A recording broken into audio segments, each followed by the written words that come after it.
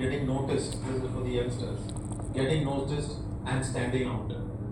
And it's about being appropriate with the time. Like when I'm interacting with my grandson, I have to be appropriate with that time. So this is the broad framework under which we are going to be discussing this. So here's a small story which I just read in LinkedIn. Somebody was asked in a foreign country that Sophia Loren, a famous actress, was arriving for a function. So the president of the function told the secretary that you please go and receive her. So he said, okay, I'll take the company car. He said, no, you got to take a van. He said, why do I take a van? Because she'll come with lots of suitcases. So this guy said also, take a lot of cameramen, especially German camera, because German cameras meant if there are 100 cameramen, about 70 of them would have no film. But she would feel good with the flashlights. So when this guy went and received her, she came with some 30 or 40 suitcases. And she was there only for 2 days. So when they were coming, they put the suitcase in the van, and when they're coming in the car, he happened to ask her, Madam, 2 days, 40 suitcases. She says 2 days, 100 cameramen, 70 cameras, no film. So she had understood this. She says, actually half the suitcases are empty. So she said, so why so many? He says, because they expect me. So she was trying to be relevant for the moment. So it's all about trying to be relevant.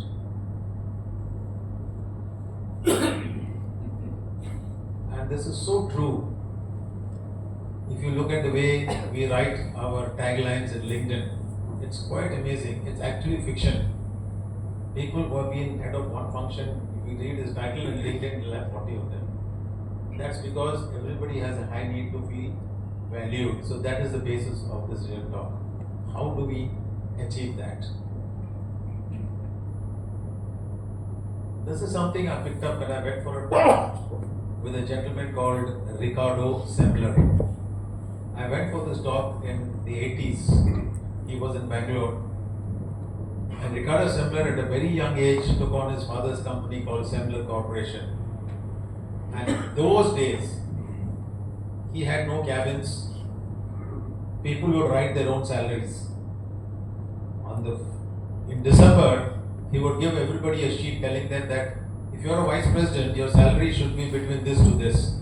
If you are having 100% competences, you can take $200,000. If you are having 70% competencies for that role, you can take so much $1,000. And he says every employee filled their own salaries and every employee without fail devalued themselves. But he was ahead of his times. So this is something I learned from him. He says the individual life cycle of all of us. Can you see? The individual life cycle for all of us is the same across cultures. It's culture agnostic. On this side, it goes low to high, and that side is age 0 to 25, 25 to 50, 51 onwards. We can extend it slightly because jobs, their shelf life is reducing, but human life is increasing, so maybe we can take it to 60. And he has plotted 3 things on this. He has plotted, the red line is he plotted health of the human beings, surplus money that you have, and the leisure time that you have. While you listen to me, please try and dovetail this onto your own lives, what you have done so far and what you will do in the future. Especially for youngsters, it's very critical. For most of us, future is behind us. The red line is the health line. He says when you are young, 0 to 25, health is fantastic. It remains fantastic till you are around 50. We can call it now 55, 60 years old. After that, it goes to the boondocks. If you look at your surplus money that you have, and I'm talking of middle class people, not HNIs like the one sitting here, I'm talking of average middle class person. You don't have too much money initially, but as you're working, money comes in. But a lot of that money goes towards settling your life when you're retired. So no money, no health. Leisure time, you have no leisure time initially because you're studying. While working, you are working very hard, so no leisure time. But after retirement, you have only free time. So you see the contradiction. You have no health, no money, but only free time after you retire. So what he did something very interesting. He says, at the age of 40, I told my people, instead of working 5-day week, work 4-day week. Bank that 1 day with me. And after you retire, you come and work for me 100 days, 200 days, whatever you have. For 10 years, you can bank it. So it's important for us to shift that line, retirement line, little earlier, so that you have more leisure time to do what you can do. This is a very important insight, and I try to follow it. So this is something I'd like you to take back and examine in your own lives, and those of you who are my age can give it to your children. Not to work so hard that there's no time in the end to enjoy. I want to do this with you because I did this in the Silicon Valley. It's a very interesting thing because, we spoke of Ratan Tata. We stood in silence. One of the things that defined Ratan Tata was his personal integrity. Very high on that. He was a brand. So I did this in Silicon Valley and with 250 top guys there. So this, what you can see, is a piece of leather. Okay? And what do you think it cost me? I'll tell you what we did in Silicon Valley. So they said $5, $10, this is in America. I said no, it cost me $1.50. And then I showed them this piece of thread. This we said 10 cents. So $1.50 and 10 cents, $1.60. Are you with me, youngsters? $1.50 and $1.10. Her look tells me she's wondering where are we going with this. We'll know. I gave this to a cobbler and asked him to make me a wallet. And in Silicon Valley, we said, okay, fine, we'll pay him 30%. So 60 cents to him for his profits, for his work. So that takes it to $1.60 plus 60, $2.20. We mark it up by another 80 cents as profit margin. So the wallet costs $3. Selling price is $3. I asked them, what will you pay to buy this? And they were very liberal. They said $5, $10, somebody said $15. I said, fine, great. But what if I take this and put it on the wallet? Suddenly they said $30, $40, $50, maybe some rich guy there said $100. I said, okay, for $50. From here, what was the value addition? But from $5 you went to $50. Because that little swoosh out there, it represents a brand. You take away one thing from the brand, which is trust.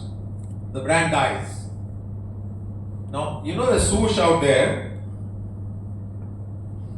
that's the brand identity. Companies spend millions of dollars in developing that, correct? Some fancy agency does it. How much do you think Nike spent in developing that swoosh as its brand identity? Give me a quick guess. How much? So many CAs. $1 billion. Okay, they spent $30. Because Phil Knight, he was making a presentation to a Japanese client and he saw this young girl walking past. He said, what do you do? She says, I'm an intern in the design room. He says, quickly get me some designs, I go to show it to the client. So she came and gave some designs and she gave an invoice because she was paid on that piece rate and he paid her $30. But later on, he employed her and when she retired, he gave her Nike stocks and a gold swoosh with diamonds on it. That's a different story. The story is this. So the brand is what you trust it for, correct? It delivers what it promises. But just like the brand, more so for you people, all of us are our own brands. I learned this very early. And what is it that should be our essence? Because if you want to be relevant as you grow in the career, you have to have your own essence. And that essence is your integrity. In its simplest form, integrity is saying what you mean and meaning what you say. I spent a lot of time in Japan and I find this is so relevant there. If you tell the Japanese guy, how about dinner today, 7 o'clock, 5 to 7, he'll be there. You never meant it. Then you're wondering what to do with it. Say what you mean and mean what you say, you will create your own brand. And you will have your own integrity. And that's the Ratan Tata for you. That's one thing. Now, the other thing is, in companies, are you the key business driver? Everybody wants to do well. In your organizations, you want to do well. The key business drivers, I'll tell you a little story. These are, have you heard of these guys? They're called lumberjacks. Anybody heard of them? Yes. Okay, great. These are people who cut wood in the Canadian forests and California. These trees are, that is the diameter of the tree, 10 foot. The trees could be 100 feet, 150 feet tall. That's why the guy is so strong. They cut the trees and put it in the water. And this river carries these trees to where the sawmill is for processing. Because they're huge trees. Now very often what happens, these trees, they get jumbled up together. That's called a log jam. And they stop moving. So what this lumberjack would do is he'll stand on top of the mountain and watch the whole thing for about 15 to 20 minutes. And then the lumberjack will walk down with a huge pole, a 20-foot pole. You've got to be strong to carry it. And he'll walk over these trees.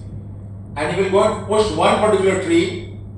And if he slips and falls in between, he is instant death. And he'll go and push another tree and come back and stand. Anybody watching would think, what the hell has he done?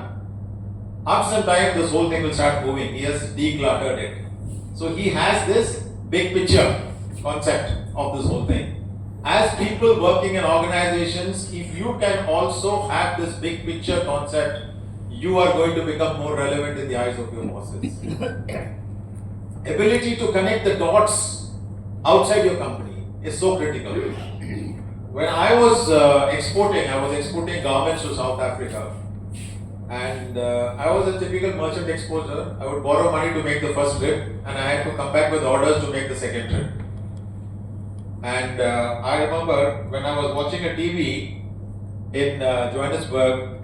You see, I started going to South Africa in 1993. They got freedom. The new government came in 1994. So lots of funny things happening. So in the TV, I saw a story that they were actually, South Africa is a highly developed country, very highly developed. They saw that they were putting inside the black areas, they were putting the wires under the ground so that top is looking ugly. The TV news report said that last night these guys dug a hole, cut the wire there, dug a hole half a kilometer away, cut the wire there, tied it to a truck and took it out because they wanted to sell it for the copper. Now you can watch it and say, oh my God, what nonsensical things are happening here. But for me, I had to make money for the next trip. So it struck me that they are not going to anymore do anything under the ground. They will go back to putting it on the top. Now when you put it on the top, you need insulators. Porcelain insulators made of clay and mud. I called up my South African buyer, garment buyer in Cape Town. They were Jews. And I'm still in good contact with them. And I said, listen, do you know anybody in the ESCOM, electric company? He said, yeah, I know the chairman. I said, can you connect me? So what for? I told him. He connected me. He said, you talk to these people, we buy through them. I went and met them and I told them that by then I spoke to India, no internet in those days. I got some information, who are the companies making it, which companies in Europe are importing it. And I went and half a lie is I think acceptable. I said, I'm already exporting there. So they said, okay, they gave me samples. I exported 10 containers to them. So the ability to connect the dots. And if you can do that for your own company, you can connect the dots and see something good happening or see danger coming. What have you done? You have made yourself relevant. You have stood out. Start thinking. And that will come you'll come by attending sessions like this, but read. For God's sake, read. Read The Economist. Read. Be better read than others.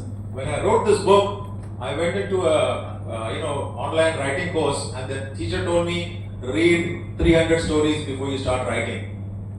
Short stories. I read 450 before I started writing. So please read. That will make you stand out because you can draw from that. Because today you don't have the experience that I have. You're just getting into your career. Okay. This is very important. We are all look at WhatsApp. Before you finish reading a forward, you want to forward it. You want to be the fastest finger first. And all the time it's muck. Absolutely unverified. And today with AI, you cannot even verify anything further. If you are known as a person who deals with facts, and then you ask your boss, if you want my opinion on that, why it happened, you will stand out. You will become the most relevant person in your organization. And if you are running companies like I did in my company then, I was running an advertising agency with 70 employees. And in a small agency, like in war, there is no trophy for the runners up.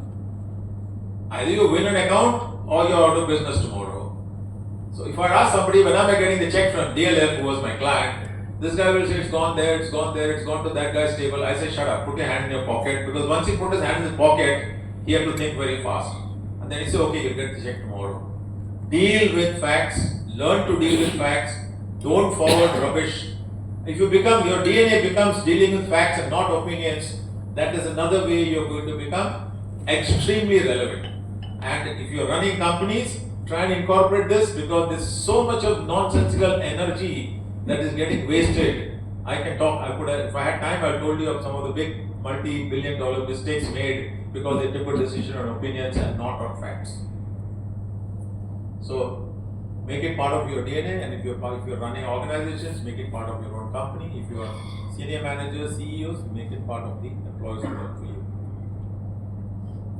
This is very interesting, and this is something that all of you must know. That at any level in an organization, there are only 4 levels of people. It can also apply to assistant managers, senior officers. There are only 4 kinds of these. At level 1, there are those people who are competing with their subordinates and their juniors. While I'm talking, if you're working in a company, you can relate who these characters are. And they're doing this because they're very insecure. They will never hire people smarter than themselves. At the next level are the ones who are competing with their superiors. They're waiting for the boss to go and leave, then they go to the boss's boss with the proposal so they can take the boss's job. They are the politicians. Both these are bad for organizations. And both these are bad for you if you become someone like this. Take it out of your system if you are like that. At level 3 are those who are competing with their equals. So those of you who are in an MBA college, you're going to work in diverse companies, but keep track of each other, how you are doing, and also compete with your colleagues within the organization. It's a very healthy competition. And level 4 are those who only compete with themselves. Golf, you compete with yourself. If you are running a company, if you're a senior person, try and find out, and this is so easy to know amongst your own subordinates also, and your next level leadership you can pick up from this. So this is how you can make yourselves relevant. Make it part of your DNA of competing with yourselves. Even if you're middle managers, be this. Compete against equals and stop competing with superiors and stop competing with subordinates. This will make you stand out wherever you are. I'm trying to relate it to relevant, stand out, being valued. Okay? Quick one. When I asked this question to many people, I said, what is the one thing that a boss would want from their subordinates? And I got such rubbish in the 21st century. Loyalty, commitment, that thing, this thing. But you take out all that, if you talk about one thing that a boss wants from a subordinate, and we are all subordinates to somebody, the board in my company is subordinate because I am a board director. So they are subordinate to me, I am a director. But I am subordinate to the market. We all have our own bosses. The one thing that a boss would want from a subordinate is no surprises. The worst thing that can happen to you is if your boss calls you at 6 in the morning and says, I heard your client is leaving you. He has heard from the market and you have not told him. So, wherever you are, if you're starting a career, already in a career, if you want to be relevant and you want to count and you want to be seen as somebody who is dependable, give the bad news first. And if something he can do, they will do. Otherwise, but still, it's the best thing for you is the boss will never feel uncomfortable. He says, this subordinate of mine will never give me a surprise in her or his work area. But in any company, there are many companies where they shoot the messenger when they bring bad news. If that is a culture, leave the company. Don't try and change the company. It won't. So, the one thing a boss wants from the subordinate is no surprises. Let's reverse this. What is the one thing the subordinates expect from the boss? Because many of you are bosses. You have subordinates. If you want to be seen as relevant as a boss, meaningful as a boss, and they don't want to leave you, because people don't leave companies, they leave bosses. The one thing that subordinates expect is my boss will always have my back. So if things go wrong, My boss will help me correct it, but later on we will analyze what went wrong. But my back he will always have. If you have that kind of faith, these are the companies that move 10x and 20x over 10, 15, 20 years. So this is a message for bosses. You want to stay relevant, have your subordinates back. Subordinates, if you want to be relevant, make sure you don't give any surprises. It's a difficult topic, so I just try to pick up things. I hope till now it's making sense. I just try to pick up things in line with the topic of being relevant. I wanted to tell my wife I'm so relevant. Before coming here, I told her I'm going to go and speak to the TMA. And TMA, bigger than KMA. So she said, don't give me all that. They have a calendar of events and they need to find a speaker. And you need to find an audience, it's just that two of you are. So my relevance is over there. This is something which is very critical.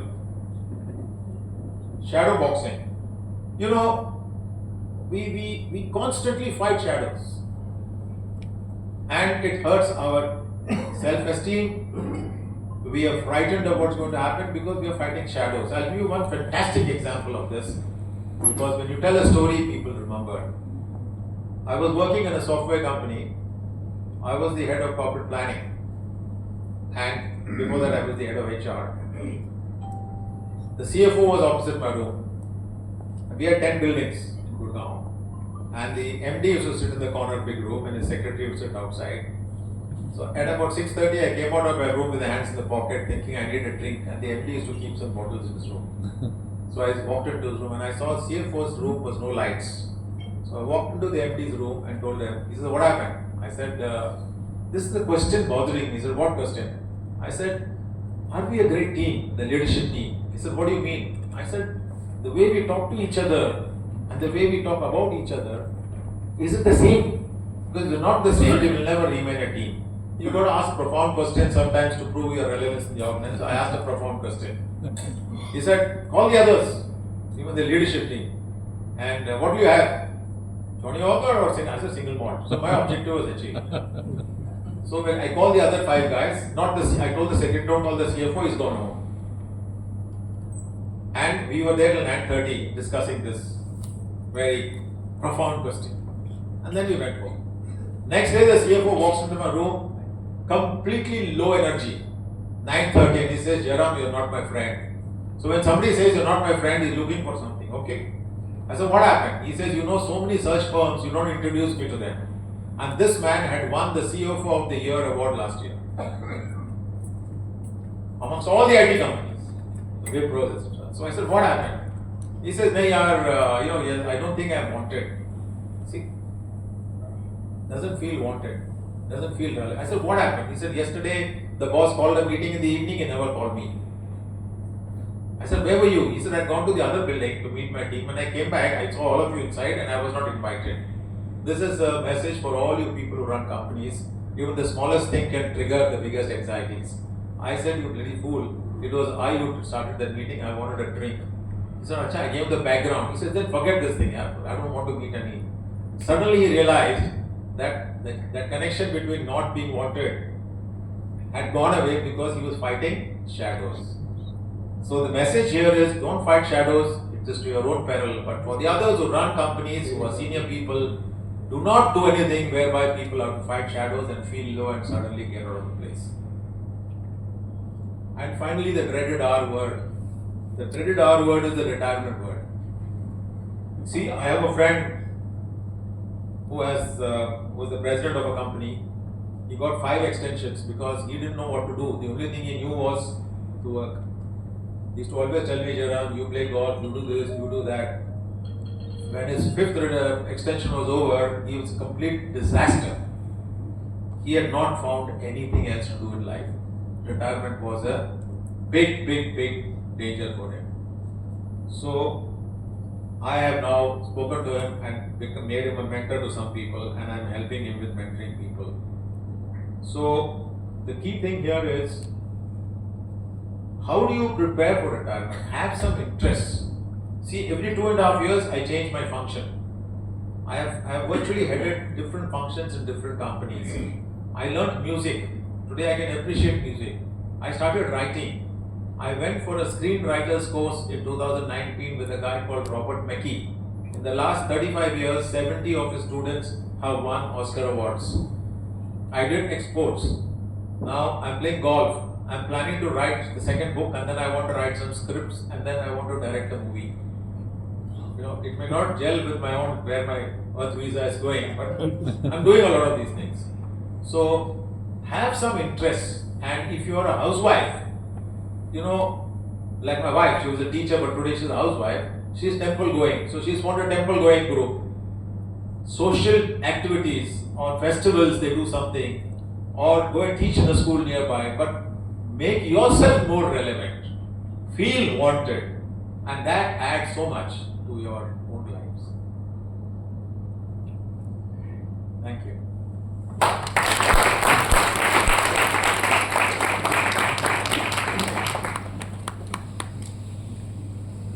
The way they adhere to time, I've got 30 seconds more. You could have spoken for some more time, sir. No, sir. When I was, maybe question answer we can stretch. Yeah. When I was in a chip design company, the CEO, I opened the Indian 15th center in India. When I went to America, I was in the toilet, men's room. And this guy used to look like Christopher Reeves. Christopher Reeves is a 6'4" guy who was Superman. Handsome, dashing guy. So while we were in the loo next to each other, he looked at me and said, "You are the man from India." I said, "Yeah, Bob." I knew his name. So I said, "I want to spend some time with you." He said, "Can I go back to my room and call you on the intercom? What's your number?" I said, 428 or something. So he went back and he called me. And he said, "Jay, tomorrow, 4:13 to 4:21, is it okay? Time, 10 minutes or 12 minutes, 9 minutes." I said, "Yeah, it's okay." Then I went to his office at 4:30, means I reached there at 4 o'clock.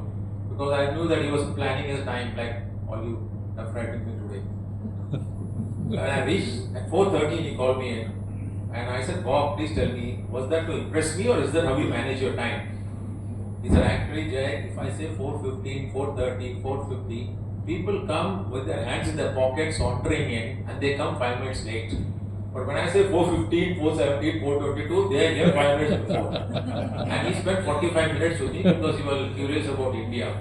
So that's the way. And there's so many stories that I have I can share with you which will become part of your own lexicon and experience some other day maybe. But even a thing like that, managing time becomes so important. So we are there. Thank you. Thank you so much, sir, for taking us to the core of staying relevant. Now the floor is open for questions. He's already announced a prize for the most interesting question. So let's grab that book, people.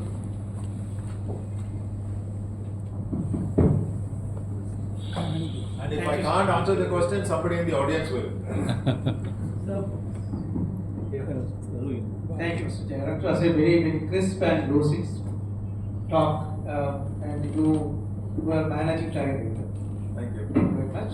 The point that I would like to share, incidentally, there was a discussion about leadership traits. The third level of leadership trait, it was discussed that it is a competing between peers and equals. I am from a banking industry. So there was a 360-degree performance rating method. And then what we find, or we found rather, year after year, the rating that the peers are giving for peers and equals is always lower than the rating that was given for seniors and subordinates.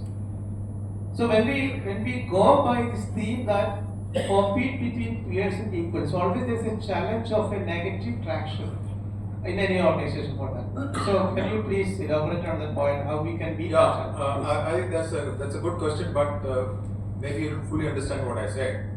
What I said was, in your own life, when you are trying to plan your own career, who are you going to compete with? Who are you going to compete with? So if you are a HR manager and you got a finance manager and he got promoted in 2 years and you got promoted in 3 years, ask yourself why. So you're comparing with your peers. If your classmates who passed out with you, somebody is somewhere else and you are here, ask yourself why. So instead of competing with your subordinate, if you start competing with your subordinate, you're creating viciousness in the organization. Similarly, don't compete with the boss, don't be political. But the best is when you compete with yourself. And there is, there was a guy called McClellan, I think David McClellan. he came to India in the 70s and he did some work with the Administrative Staff College of India. It's a training ground. And in those days, ASCII was known as the only training institute attached to a bar. Because that's where most people went there. So his study was, see, if you are an HR professional, you have to come out with a theory to be remembered, right? So McGregor had his theory, Maslow had his theory, this guy came out with his theory. His theory was, it's a very, very interesting theory. His theory was, all of us have three needs. There are three needs within all of us. The need for power, the need for achievement, and the need for affiliation. And he says, power is my ability to influence my environment when I want to, and ability not to be influenced when I don't want to. Affiliation is, what will people say? And achievement is, if I ran 100 meters in 10 seconds yesterday, I want to run it in 9.9 seconds today. These are three definitions. He says, but in every culture, one of these will dominate. We will have all three in us. But depending on the culture, he says very clearly, the myths and legends and stories on which you bring up your children will determine which of these three will dominate in their psyche. That's why Indians are highly affiliation oriented, but when we go to America, we become great performers. Why are we affiliation oriented? Because look at our own myths and legends, whether it's a Ramayana, Mahabharata, and others. It is, here was this God-like person, God person who was a great son, great husband, duty was important. It was all about doing this. Some washerman said something negative about his wife. What did he do? He made her walk through fire. Because historically, maybe he was more concerned about what the Praja will say. So that has become part of our psyche. We want to be liked, and hence we don't confront. But you go to America, you look at, they grow up on What Up and Superman. Now, you know that John Wayne, he goes from one town, one horse, one man, one gun, goes to the town, kill 10 guys, and he has affairs with 11 women and he rides alone into the sun. He'll go to the next town, kill 20 people, have affairs with 20 women and walk alone. So that is the message, you do better than what you did yesterday. It's a humorous example, but that's the thing. So there when you go, you are achievement oriented. And there are certain countries which enforce this, the need to control, need power. So, coming back to the question, the number one guys are the achievement oriented guys. So there needs to be a cultural shift, and hopefully that's happening in India too. You don't give up the good things of our Eastern philosophies, but try and pick up some of the others. So that is, those things come to, confrontation, how do you confront employees, bosses, but that I can't talk now, today is a bigger subject. So this was just a little framework. My name is Anantharaman. Excellent lectures. I enjoyed every minute. Thank you so much, sir. I hope you're speaking for the others too. Yeah. My question is, in these days of super specialization, how do you stay relevant and competent in a variety of roles and occupations? One thing, I don't have all the answers, but this I'll tell you what I do when I talk to youngsters and college people, or even to employees. I say, write your resume every year. You don't have to post it, but write the damn thing and see what new skills you acquire. Because today the best part is there's so many courses available on the internet. And you ask yourself, which one do you want to do? Because you can't specialize in everything. But once you're focused, add that. You can do those studies, pay a little money, some of them are free, and add it to your resume every year. But that track will take you this far. But if you understand a lot of what I said in this, whether it is understanding what a boss wants, what a subordinate wants, what Ricardo Semler said, etc., etc. I think today is a great time for kids to decide. And the problem today is, when I was consulting in a company where the average age was 23, 24, you listen to the dining room talk. They are talking of Byju's, how much money is made, how much money Malaya made. The methodology or the ethics behind it is never being discussed, which is a little worrisome. So they are on a trip to see how quickly they can make the fastest amount of money and 35 retire and live happily ever after. But there are many who are saying that I want to do data, because this will tell you from which jobs, which disciplines in the management and engineering colleges get the highest salaries. So automatically many of them want to do that. So I would say there's ample opportunity to specialize in certain things, but most companies, let me tell you, as you grow, they think beyond a point man management. When you're becoming a CEO, it's not about just managing the budgets, it's about understanding the larger environment and connecting the dots. So somewhere these kind of inputs need to be given to children. I don't know if I answered your question, but both are important. Sir, in Thrissur, to find a golfer is not easy. Now that you are a great golfer, No, great. That is what they talk. but whatever I- it is, you are a good golfer. I like to ask a small question on golfing. Of course, they have got some relevance with today's topic. That's why I asked. Yes, please. I feel golfing is an important tool in making today's subject relevant. That is, staying relevant at work and in life. After tiresome work throughout the day, in the evening, if you play golf, I think you get a lot of relaxation. I don't know how far I am right. You may correct me. You're very right, but there are two sides to that coin. If you are a true golfer, you will never cheat because you're playing against yourself. You are level 4, so you will write the right score, etc., etc. But about 20 years ago, Business Week or one of these magazines did a survey of Fortune 500 CEOs. Interesting. And these guys were honest because an anonymous survey. They asked them, how many of you cheat at golf? 65% said they cheat. They asked them, why do you cheat? They said, we are so successful in our lives that we feel bad not being successful in golf. How do you cheat? They say, one is we write cheat in our scores. Because in golf, the lower the score, the better the performance. So you say, if I've done 6 strokes, I'll write 5. If I'm competing with money, I'll kick that guy's ball into the bushes. So, if you're a true golfer, because end of the day, integrity, personal integrity is what you will do when others are not watching you, right? If you're in a hostel and your roommates, for the two girls there, roommates, boyfriend has sent her for a letter and she's read it and she's very happy or she's crying, and then she goes out, but the letter is there half inside the envelope, half outside the envelope. Would you take it out and read it?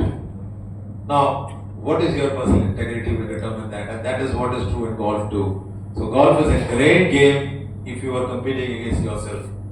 The night actually after I had a bad game, I actually in my head I can analyze each stroke and what I did wrong, which club I used wrong, my setting was wrong. It's like bridge. Bridge is another game which I play. It can drive you crazy because all those numbers, the hands are there in your head. So what you said is true if you are honest about it with yourself and you are a level 4 leader.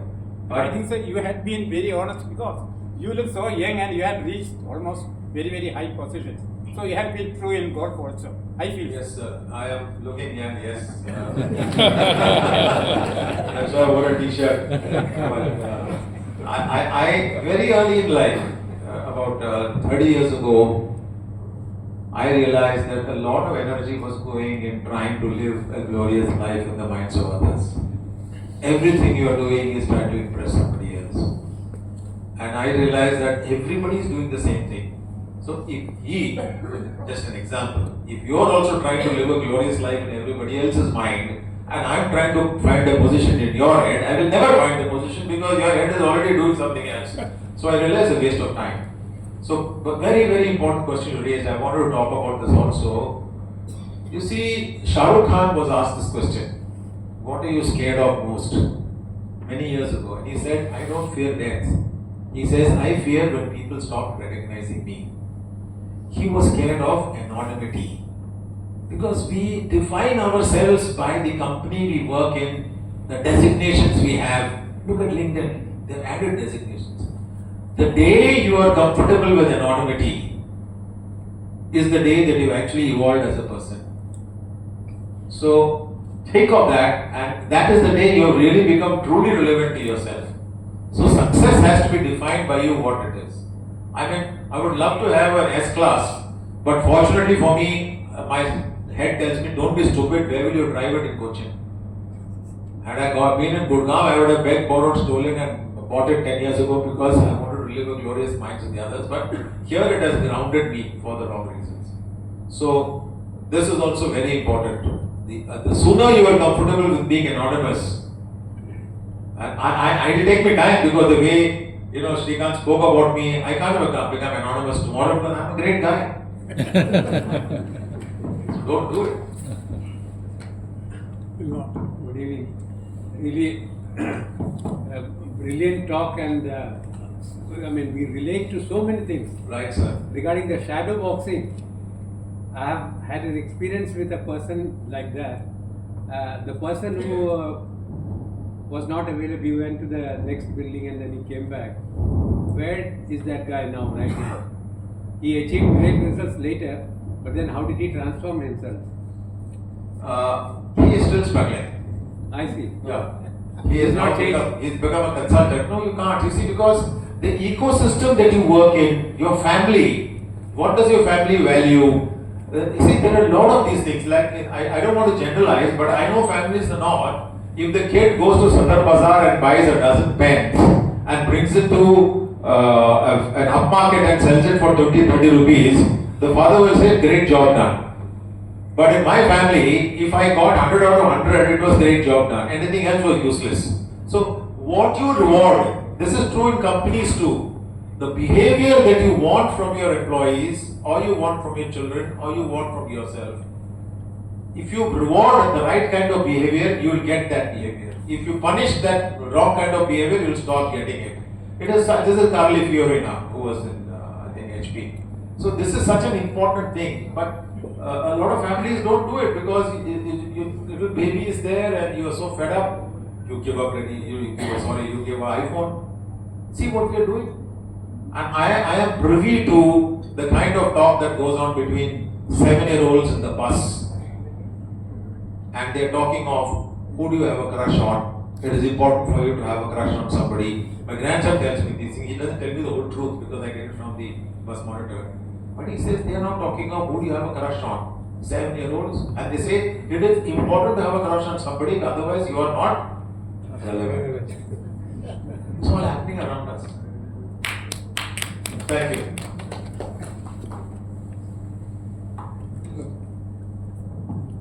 Sir, I'm from GEC Thrissur. So, What you is told GEC? that Government Engineering College. Yeah. So you told that getting comfortable with the anonymity is like where you evolve as a person. No, you're young, yeah. Don't do it now. Do it 20 years from today. Because experience everything, but experience everything in moderation. Till you come to realize, and we realize this when we see a lot of our friends are dying young. You find people with tons of money suddenly disappear. So then you can ask yourself this question, that what I am chasing is it all, or is there something else to life? Sir, is there any definition for the hunger which you can have for the success? I am in my final year of graduation. So Is there a definition for what? See, I want to climb up the ladder, but where does it end? You ask yourself, where you want it to end. If you don't become a CEO, okay, I'll give you a very simple example, okay? May I? Yeah, please. You see, I am an army man's son, and all my brothers and sisters got married into either their army or they got married to the army. In my family, we were 7 children. So the philosophy for my father was very simple. He says, finish your graduation and you go and get a work. And the easiest thing to do when you finish your 11th or 12th standard was join the army. So I applied for NDA. I topped the written test. But I got rejected because my eyesight was weak. And my dreams were shattered. Because for me, if you're an army man's son living in cantonments, you don't know about life elsewhere. It was a complete shattering of my dream. And more importantly, I was wondering what will I do because this man is going to throw me out in any case. And it gave me an epiphany moment. Epiphany moment is like, Archimedes. He got the epiphany moment. Then suddenly, as I grew in life, etc., I would see that I got promoted in 2 years, somebody got promoted in 3 years. Then he would get promoted in 1.5 years, I got promoted in 4 years. And I would suffer. We all suffer by comparison. This is the worst thing, we suffer by comparison. So one day I asked myself this question, that when I got destroyed, when the army didn't take me, I accepted that, my physical weakness. I stopped dreaming about the army because I knew my eyesight would never take me there. Similarly, there are mental weaknesses. Some guys are fit for being a CEO. Some are fit for being a person. There are inadequacies there too. So when we look at ourselves and our children and grandchildren, we don't have to push everyone for IIT or CEO. Accept those limitations. Understand what the child wants to do or what you want to do. Maybe you become a great musician tomorrow. We don't know what your real dreams are. If you say, define my success, when will I be? Then you are actually trying to live a glorious life in my mind and everybody's mind. Ask yourself what keeps you happy. I was consulting with a Gudka. You know, Gudka guys, when they open the tap, money flows. Water doesn't flow. Huge amount of money. The ring that he wears was 2.5 crores. I'm giving you a background, and I used to consult with him. Young guy, 38 years old. So one day I asked him, I said, what makes you happy? What is it? What is the moment when you are the most happy? He thought, and he said, Jayaram, when I am holidaying with my wife and my 3 kids, I am very happy. I said, when did you last holiday? He said, 3 years ago. This is a serious talk, huh? I said, listen, you are a dumbass.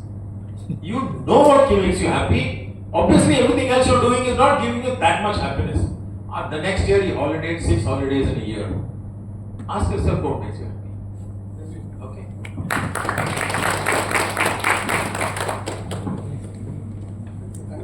Okay. First of all, my appreciation and compliments to you. It was very interesting to listen to you. Thank you, sir. I am a rolling stone that gathers no moss. Just walk everywhere. No. See, you are talking about the top level of competition. So I just want to know, like, staying relevant, how it is related to a successful life and a satisfied life. You take your own,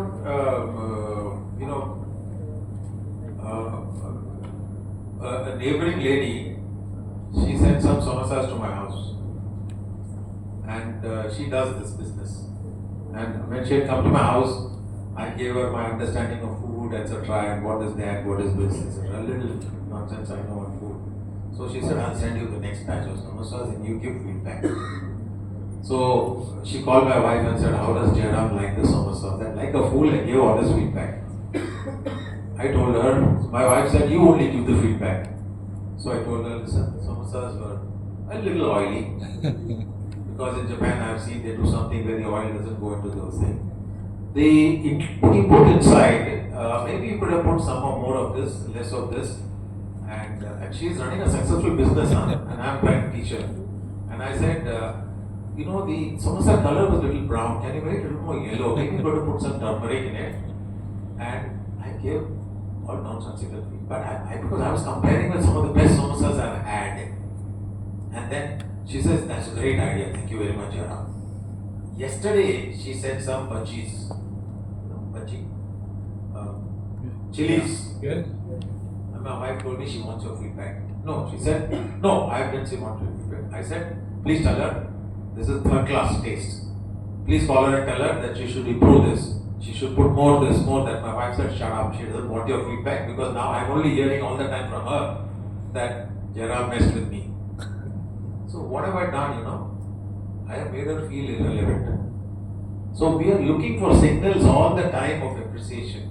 So it's not about on the job alone. How many times do we appreciate somebody? In foreign countries, you see these people at the train station saying, darling, I love you, bye bye, and then he's going home to another woman. They are so effusive in the way they talk about love you darling, but I know what they're doing. Here we don't express that love. And that love doesn't have to be expressed in terms of love you darling. It can be expressed in terms of thank you. You did this for me. And we are seeking relevance all the time. It doesn't have to be such great stuff.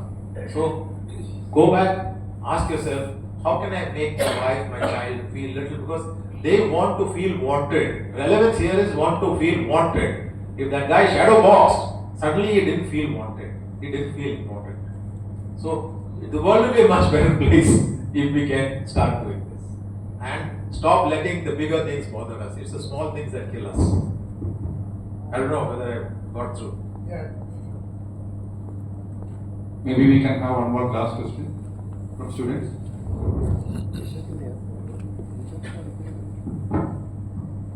make it short and make it easy.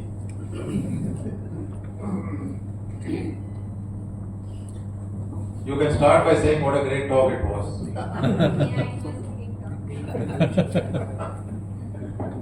Good evening, sir. Good evening. My name is Bhadra, and I am a first year MBA student from Kerala Agriculture University. And of course, it was a great talk. And I want to ask you that what inspired you to write a book on leadership? And do you have a tip for us, just for students, as we are beginners in this field? Okay. When the book was being released in Delhi, HarperCollins, the world's biggest publisher, then somebody in the audience asked me the question, why did you write? I said, I wrote because I want to become famous. I have, Times of India has carried a half-page ad of mine as a golfer because I went through some problem. They have a foundation where they help you sort your body problems. So my grandson saw the photo day before yesterday, 7 years old yesterday. He says, I also want to be famous. I said, why? He said, you came in the paper, I also want to come in the paper. So we all want to be famous, so I wanted to be famous. That's why I wrote it. But one of the reasons I wrote it also was because I'm a great storyteller. And when you learn to write stories, go back and do this, all of you. When you learn to write stories, they ask you to write your memoirs first. Memoirs means they say, go back into your past, to the earliest days. I can remember what happened to me when I was 4 and 5 years old. I can still remember some of the humiliations I faced at home. But that didn't stick in my head. I see the world in a different way. So all of you go back and write your memoirs because in 3 generations we'll be forgotten. No matter how big you think you are, what kind of empires you run, 3 generations is all it will take for you and me to be forgotten. Write your memoirs, write something about your parents, write something about your grandparents, and leave it as a legacy for your kids. That's the broad thing I'm saying about answering your question, not storytelling. But the advice for you would be, a lot of you who are studying now in the first year and going to the second year, you have to make yourself relevant in the interview. Correct? The next final interview that comes, when the placement interview comes, you have to make yourself relevant, you have to make yourself be counted. So the right thing to do is, pick up a summer training and pick up in a decent company and a decent and interesting assignment and learn about the dynamics within the organization. My book is 21 stories all about organization dynamics and people. So that when you go for the interview, you guide the interviewer into asking you the kind of questions you want them to ask you. Because use the summer training, the project, knowledge about the company, your reading, to finally take the interviewer, and I'll end with a very, very short story.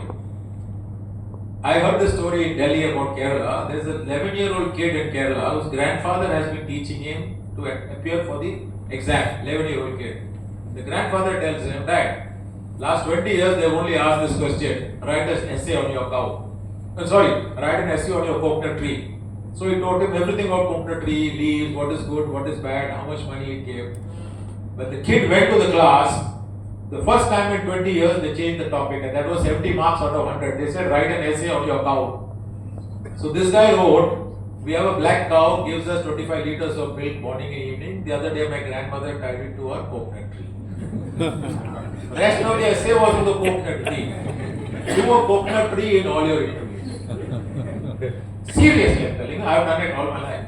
I've done it with some of the biggest, most famous people, biggest industrialists. I have done a coconut tree and got my job. Take it to where you want to take them. Okay, and your project will be important for that. Thank you.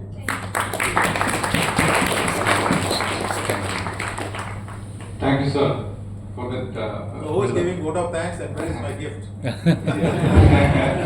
That will follow.